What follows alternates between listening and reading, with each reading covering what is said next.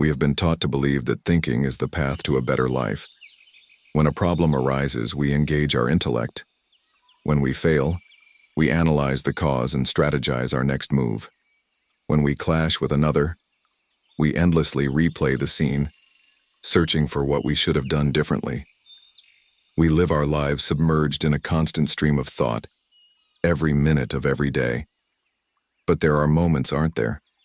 Moments when a quiet realization dawns. No matter how much I think, nothing truly changes. No matter how much I worry, my heart doesn't grow lighter. In fact, the more I think, the heavier my spirit becomes.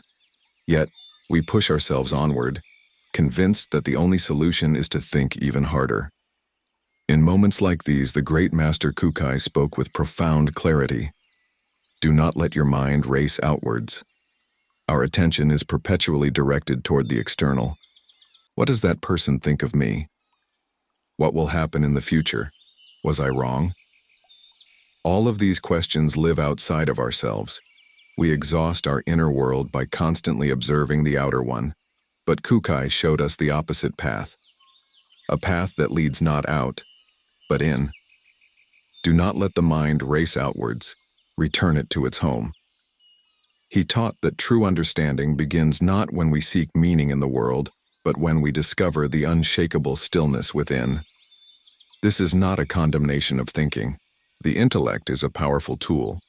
But to pause and ask, have I been thinking too much? Can be a life-changing revelation. It's possible that in our over-reliance on the analytical mind, we have lost touch with a deeper intelligence, our capacity to feel, to sense, to know through intuition. Today, guided by the wisdom of Kūkai, we will explore this from three perspectives. We will look at how the world transforms when we dare to stop thinking. In the quiet space we create, something true, something that words cannot fully capture, may just come into view. So relax your shoulders, breathe, and join us on this journey. First, to be trapped in thought is to lose the present moment. We are always thinking about something: work, family, money, the future.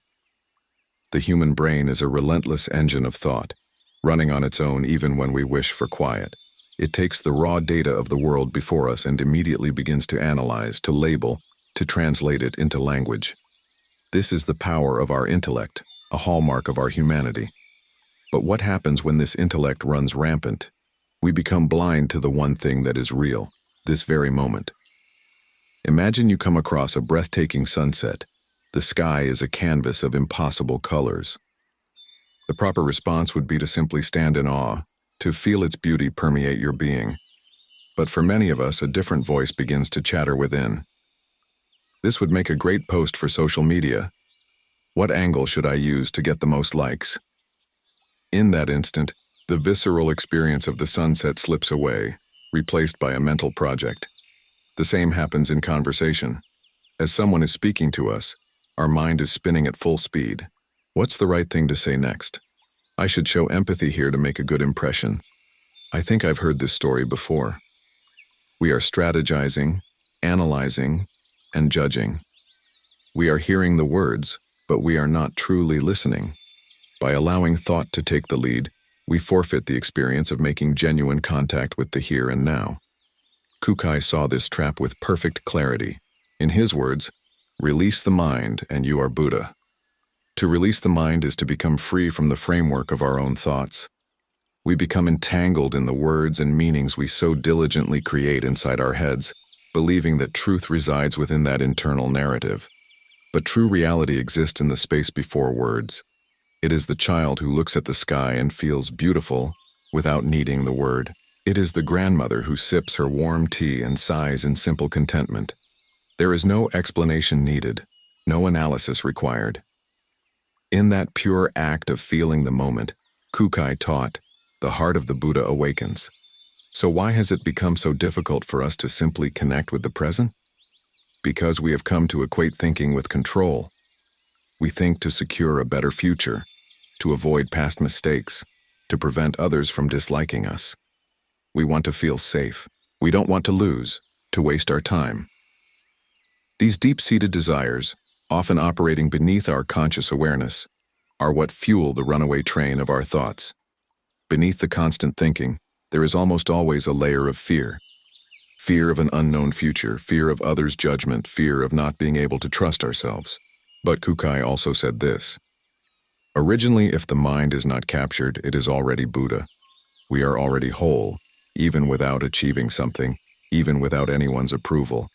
Buddhism teaches that our very existence is inherently precious. But we forget this truth. We convince ourselves, I need to think more, understand more, figure it all out. And so, our hearts grow weary. Thinking is a vital tool, but it is the servant, not the master.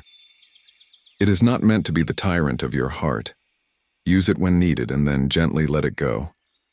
When you pull back the curtains and feel the morning light on your face, when you taste the simple warmth of your morning coffee, when you notice a small flower swaying on the roadside, in those moments, if you feel a simple sense of, this is nice, without thinking it, you are connected.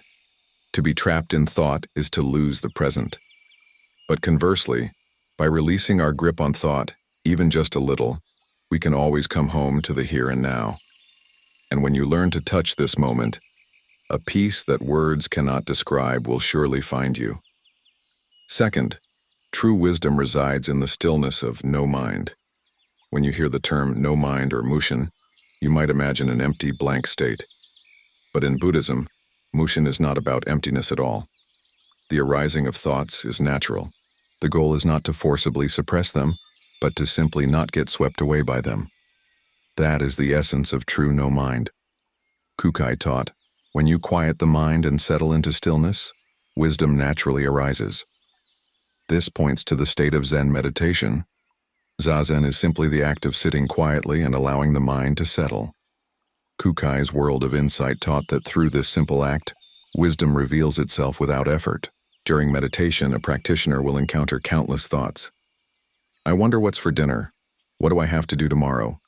Is doing this even meaningful? These thoughts drift in like waves or clouds, but the practice is to not cling to them, to not fight them, but to simply observe them as they pass. And when you do this, a strange and beautiful thing happens. The mind, of its own accord, returns to a state of profound quiet. This is not the result of effort. You do not achieve no mind by trying hard to be empty. Rather, it is the result of accepting your inability to try, of surrendering the effort. That is the first step into no mind. Let us consider another of Kūkai's teachings. With an unshakable heart, one is free in any situation. This doesn't mean suppressing your surface emotions. It means allowing things to be as they are in the deepest part of your being. We are conditioned to immediately seek answers with our minds. When a problem occurs, we brainstorm solutions. When we struggle in a relationship, we analyze the other person, we blame ourselves, we justify our actions. But what if this very activity is what multiplies our suffering? The truth is, it is often only when we stop thinking that the real answer emerges. Consider a difficult relationship you've struggled with for years. The moment you finally let go, thinking, nothing I say will ever change this, you might suddenly perceive the deep sadness or loneliness behind the other person's words. Or perhaps you've been agonizing over your career or your future. Then one day, while simply and quietly drinking a cup of tea, an intuition descends. You have already done enough. This is not knowledge or logic. This is what we call wisdom. Wisdom is not something you acquire through effort. It is something you realize was already there once your mind became still. This is why Kūkai placed such importance on the practice of silent sitting. We spend our lives busily navigating the visible world, but the things that truly matter, peace, love, insight, can only be nurtured in a quiet heart. When the water in a river is stirred up and muddy, you cannot see the bottom. But if the current stops for a while and the sediment settles, you can see with perfect clarity the pebbles and the fish resting below. Our heart is the same. When the waves of our thinking subside, we begin to see what lies beneath. If you are struggling with something right now, know that you do not have to force an answer. For just a moment, step away from the problem and simply take a deep breath. You may discover that among all the things you believed you had to think about, many of them did not require your thought at all. No mind is not resignation. It is the quiet preparation for recognizing the truth that already resides within you. So please do not rush. Simply sit in the quiet. The answer you seek is already in the depths of your heart. Third, the self you have created through thought is not your true self. We all ponder our own existence. Who am I? What is my value? How do others see me? Gradually, we construct an image of ourselves using the bricks and mortar of language. I am a thoughtful person. I am a natural leader. I am a sensitive soul. In a way, these self-images are useful. They help us understand ourselves and navigate the social world. But is this constructed self, this story of me, the whole truth of who you are? Kūkai spoke of our Shinyo Jisho, our true, inherently pure nature. Shinyo refers to our original state of being, unclouded by delusion or attachment. Jisho is our innate, inborn essence. He taught that beyond the self we have built with words, we all possess a core essence of pristine purity. Let's consider a simple, everyday example. Imagine you have an argument with someone you love. In the aftermath, you might label yourself as having an angry personality. I always do this, you might think. I've made the same mistake again. You chastise yourself, connecting this one event to a long history of failures, deepening the story. But the anger of that moment may not be the real you at all. Perhaps the anger was there because love was there. Perhaps it was there because you were hurt. What existed in that moment was a temporary wave of emotion, not the entirety of your being. In Buddhism, the human experience is broken down into the 5 skandhas or aggregates: form, the body; sensation, perception, mental formations, and consciousness. The teaching is that all of these are in a constant state of flux. There is no fixed, permanent I to be found. The moment you think, "This is who I am," that I is already a part of an ever-changing flow. When Kūkai spoke of our constantly pure nature, he was pointing to the conviction that beneath this fluid stream of thoughts, feelings, and images, there is an unshakable purity. That purity is your true self. The self we think about is always shaped by language. I have this kind of personality, so I can't do that job. I'll never be as good as that person. These are self-portraits painted with the brush of words, but your true self is what lives quietly behind the words. It is the simple feeling of being. You don't have to become someone. You don't have to prove anything. The realization is that simply by existing, right here and now, you are already complete. Kūkai expressed the same idea with the term Sokushin Jobutsu, which means to become a Buddha in this very body. The teaching is not that you become enlightened after a lifetime of practice, but that in this very moment, your Buddha nature is already present within you. This wisdom is a profound relief for us in our busy modern lives. We are bombarded with messages that we must constantly grow, constantly improve, that we have no value unless we are becoming someone. We must always be upgrading ourselves, striving for a better version of me. While self-improvement is not inherently bad, when it is fueled by anxiety and self-rejection, it becomes a source of great suffering. Kūkai offers a gentle way to reframe this. He tells us, you are enough exactly as you are. If this message resonated with you, consider subscribing to our channel. We are dedicated to exploring the profound teachings of masters like Kūkai to help bring a little more peace and wisdom into your daily life. And if you know someone who might be caught in the storm of their own thoughts, perhaps share this video with them. A simple act of sharing can be a lifeline. Thinking is important.